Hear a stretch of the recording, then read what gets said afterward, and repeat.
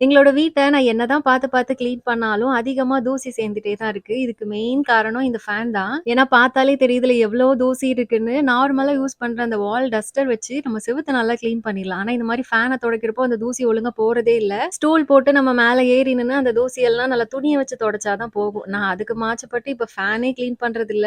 இனிமேல் இந்த ஒரு ப்ராப்ளம் இருக்கக்கூடாது. ஃபேன் ஈஸியா கிளீன் பண்ணணுன்றதுக்காக தான் இந்த ஒரு பொருள் வாங்கியிருக்கேன். இதுல இந்த மாரி 2 டஸ்டர் குடுத்துருப்பாங்க. இதுல பிரிசில்ஸ் இருக்கும். இந்த ஹோல்டர்ல 2 சைட்லயும் வெல்க்ரோ இருக்கும். அதுல வந்து இந்த டஸ்டர மாட்டிட்டோம்னா, நம்ம ஃபேனோட பிளேட் வந்து இதுக்குள்ள விட்டு அழகா கிளீன் பண்ணிடலாம். இதுல இந்த மாரி ராட் நெறைய இருக்கு. அதனால ஹைட்டுமே அதிகமா தான் இருக்கும். ஸோ நம்ம ஸ்டூல் போட்டு ஏற தேவையில்ல. கீழ நின்னே தொடச்சுக்க முடியும். நான் இப்ப யூஸ் பண்ணி காமிக்கிறேன். மேல கீழ இருக்கிற அந்த பெரிய பெரிய தூசி எல்லாம் ஈஸியா போயிடுச்சு. ஆனா சின்ன சின்னதா இருக்கும்ல, அது போறதுக்கு கொஞ்சம் ஸ்ட்ராங்கா மேல அழுத்தி டஸ்டர புடிச்சிட்டு சைடு ஷேக் பண்ணோம்னா அந்த தூசியும் போயிட்டு, இப்ப கீழ எவ்ளோ தூசி இருக்கு பாருங்க. ஃபைனலா ஒரு வாட்டி அந்த டஸ்டர நான் நல்லா கழுவிட்டு, அதுக்கப்புறமா ஈரமா இருக்கச்சுலயும் தொடச்சு எடுத்துட்டேன். இப்ப ஃபேன் சூப்பர் கிளீன் ஆயிட்டு, இந்த ப்ராடக்ட்ட நம்ம ஃபேன் டஸ்டரா மட்டும் தான் யூஸ் பண்ண முடியும்னு இல்ல. இதையே மாப்பாவும் யூஸ் பண்ணிக்கலாம். மைக்ரோ ஃபைபர் பேட் இந்த மாரி ஒண்ணு குடுத்துருப்பாங்க. இத வந்து மாட்டிட்டோம்னா ஈஸியா மாப் போட்டுக்க முடியும். ஃபேன் டஸ்டர் மட்டும் தனியாவும் வாங்கிக்கலாம். இல்ல மாப்போட சேர்ந்து வேணும்னா அதுவும் வாங்கிக்கலாம். 2த்தோட லிங்க்குமே நான் மேல டேக் பண்ணியிருக்கேன். தேவைப்படுறவங்க செக் பண்ணி பார்த்து வாங்கிக்கோங்க. பாய்.